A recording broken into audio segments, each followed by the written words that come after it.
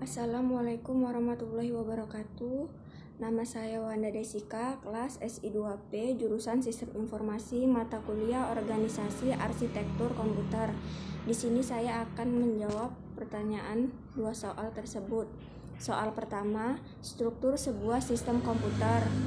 Jawabannya adalah output device, atau bisa disebut juga dengan alat keluaran, adalah perangkat keras komputer yang berfungsi sebagai alat untuk memasukkan data atau perintah dalam komputer.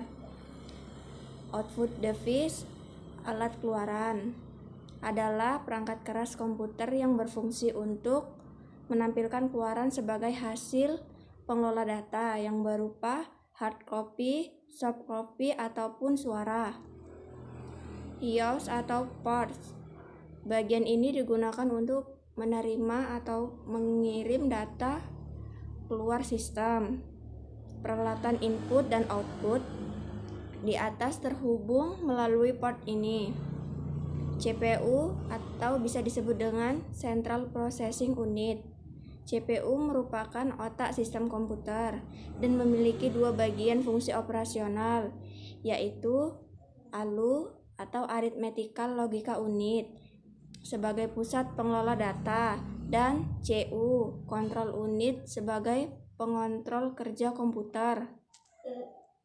Memori terdiri menjadi dua bagian, yaitu memori internal dan memori eksternal. Memori internal berupa RAM atau Random Access Memory, berfungsi untuk sementara waktu, dan ROM atau Read Only Memory. Memori hanya bisa dibaca dan berguna sebagai penyedia informasi pada saat komputer pertama kali dinyalakan. Soal kedua yaitu fungsi-fungsi setiap elemen yang menyusun sebuah sistem komputer. Jawabannya adalah yang pertama hardware atau bisa disebut perangkat keras. Berfungsi dalam tiga komponen, yaitu input, output, dan strage.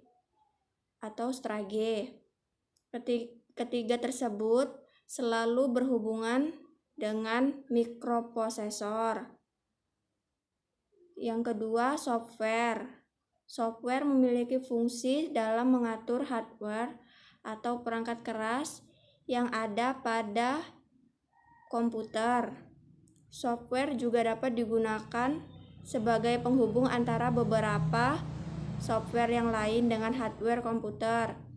Yang ketiga, brainware berfungsi sebagai menjalankan, menggunakan, memanfaatkan, serta mengoperasikan komputer. Karena tanpa brainware, komputer tidak dapat digunakan atau dioperasikan sebaik mungkin. Baiklah, hanya itu saja yang bisa saya jawab. Jika ada kekurangan ataupun kesalahan dalam menjawab, saya mohon maaf. Saya akhiri dengan wabillahi taufiq wal hidayah. Wassalamualaikum warahmatullahi wabarakatuh.